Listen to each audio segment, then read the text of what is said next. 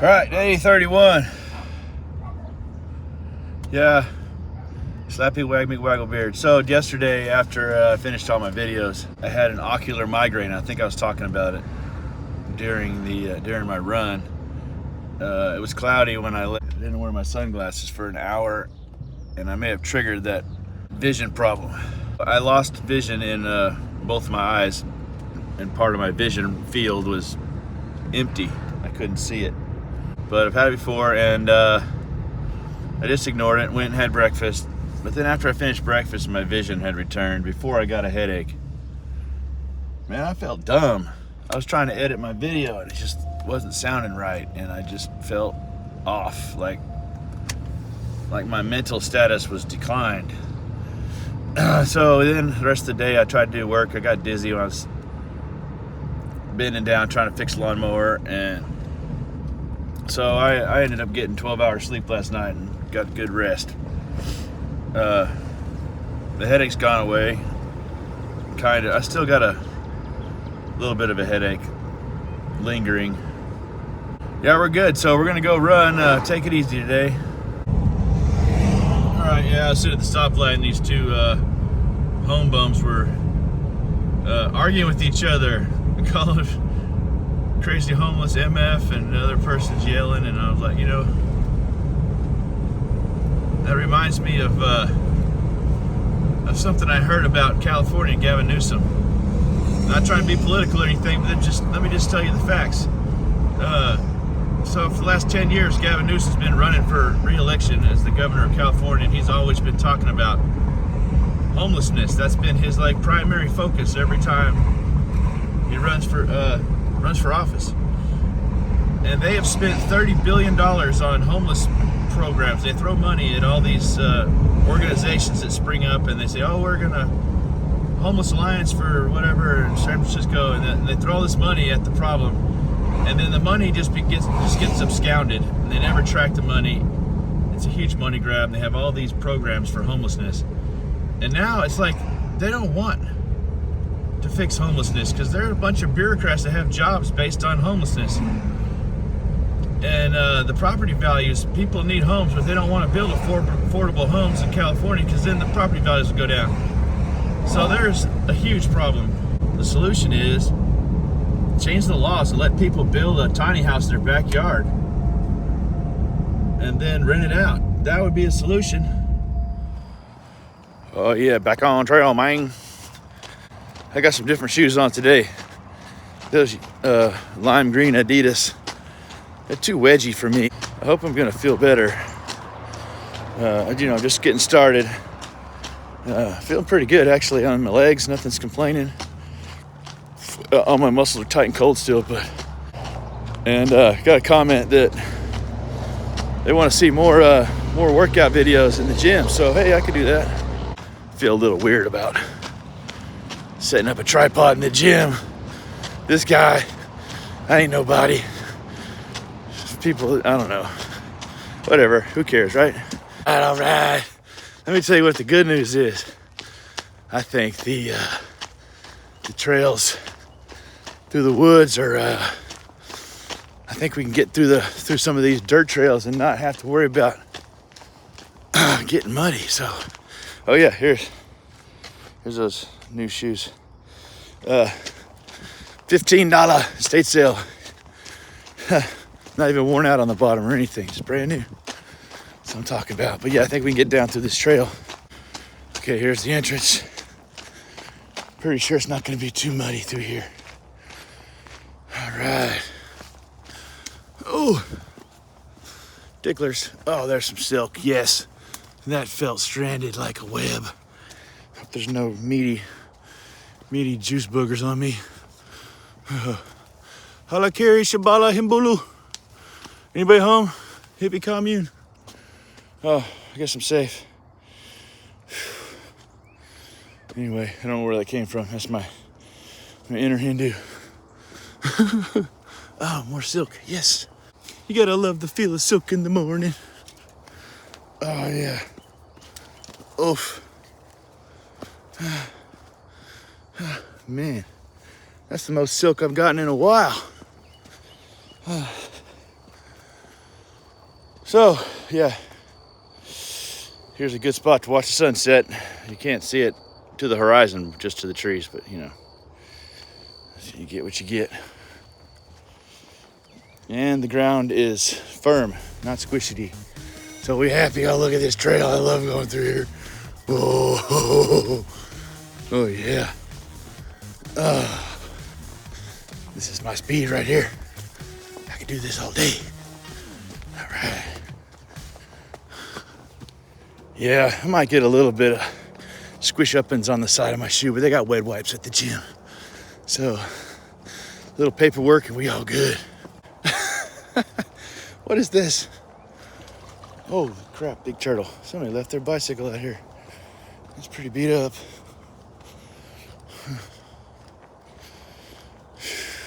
All right, make sure we're going the right way. I think this is the right way. The amount of silk I'm getting tells me nobody else come through here. Oh yeah, there's the head thumper stick. Our favorite. Oh man. Oh man, look how dark it is in here. Oh yeah. All right, I'm just gonna be quiet.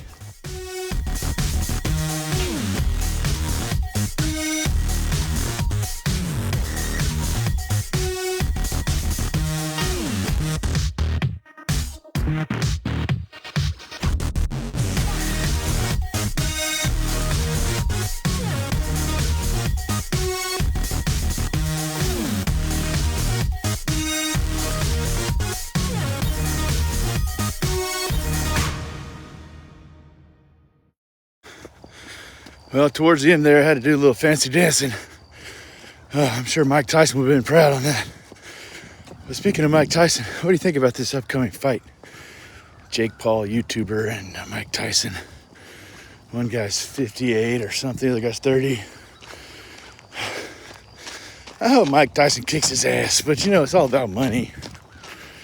And if Jake Paul's gonna keep fighting people for money, he probably has to win this one. Tyson will take a $30 to $50 million fall.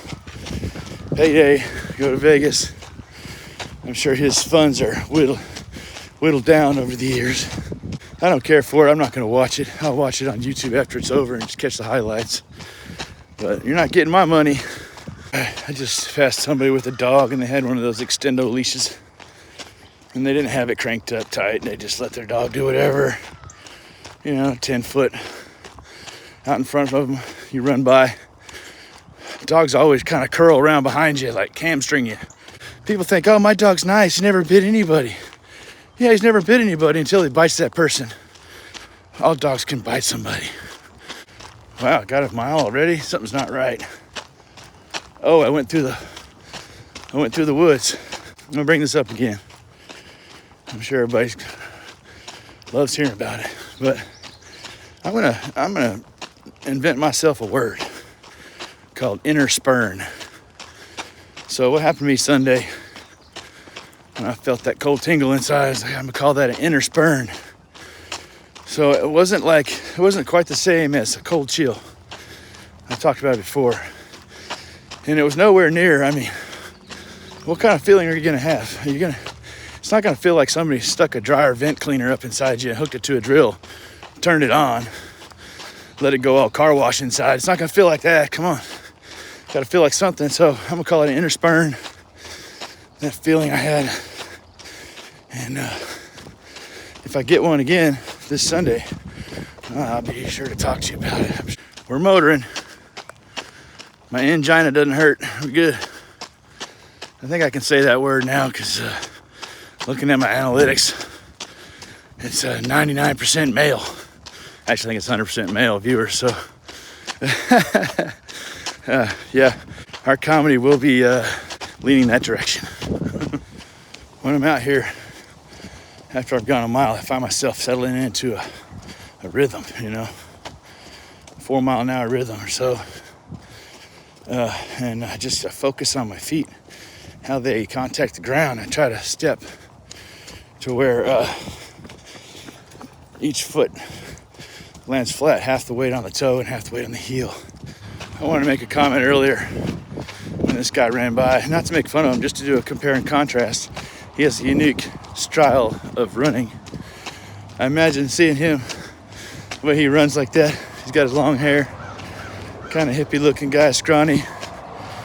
I imagine him running with like a bag of marijuana outstretched in front of him, running like that, and behind him there's a couple men, black uniforms, flashing blue light behind him, chasing him. It's just funny looking. I don't know why that pops into my mind. All right, that lady with the dog came by again. Her dog curled around behind me again, trying to hamstring me. You know, I feel like, at what point do you have to let a dog bite you? If a dog's gonna curl around into your space behind your back where you can't defend yourself like animals are innately trained to do, and hamstring you, you know, corral you, whatever you want to call it, it's in their DNA. But at what point do you get to defend yourself? I mean, I feel like if you allow your dog to corral up behind somebody, the other person that's getting corralled doesn't know what that dog's intentions are, so never seen that dog before. When can you defend yourself? When it's 3 feet away, 2 feet away, 1 foot away, or you gotta wait till you get bit? You gotta wait till you get bit. Man, I think you should be able to defend yourself at arm's length. Anything that comes within arm's length of you, you should be able to spray them. And people too. Somebody gets in your face where they can hit you, you don't get face to face with somebody in an argument and get sucker punched and act all big and bad. Keep your arms down around your waist. Somebody gets in your face, man, you put your arms up. You defend the point of your chin. It only takes one swing, man, you're out like a light switch. I've done it before, I know. Wasn't intentional, but I was out drinking with a friend of mine, kind of. We were friends, but he was all drunk and he started punching me in the stomach, like, oh, it's, you know, just kind of like a guy thing. And I was like, oh, so I tried to hit him back because he got me out of nowhere, you know, just a solid punch in the gut. We were by the fridge, and I tried to punch him back and I missed, and I tried to get him again. Then I started backing away. Kind of got a little rowdy. I was like, dude, I was backed up all the way to the countertop as far as I go, and he came at me. Well, I threw a punch to push him away. Push his head away, kind of block him off of me, not intending to punch him straight in the face. And, you know, I usually aim for the middle of the face when I try to hit somebody, but this time I was just trying to push him away, so I John Wayne'd around the side and hit him square in the jaw. And I didn't think I hit him that hard, but I'm a big guy. And yeah, I hit him right on his button. He fell backwards, smacked his head on the door, and he was out. And I was like, oh crap, I feel so bad. I was like, holy crap, what happened? And he recovered, and he went to bed, and I brought him some stuff. Felt so bad the next day. But man, I didn't realize how easy it is to knock somebody out. I didn't even reel back. I just kind of stiff-armed him right in the jaw. Maybe he had a glass jaw. I don't know. But yeah, that's an experience I had. I just went by the car, started loop 3, and there was that thought in my mind about how let's just go to the car and go home. You had a bad day yesterday. You can just not do your 4.25. You don't have to do it. Come on, let's go. Well, I put that out of my mind pretty quickly. Just slow down even more if you can. Just don't walk. So now I've got this jaunt where my heels come off the ground, and I think there's a microsecond between each of my feet being on the ground. So I'm doing the smallest Michael Jordan there is. We're gonna do the backwards bunion. Yesterday we ran it skin tag front ways, my regular medical procedure. This time we're gonna flip the gibbet, run it backwards. I forgot the bunion. The backwards bunion. So what's more backwards than missing it completely and doing a different bunion? So yeah, we're gonna do this backwards bunion. Hope it's not too muddy.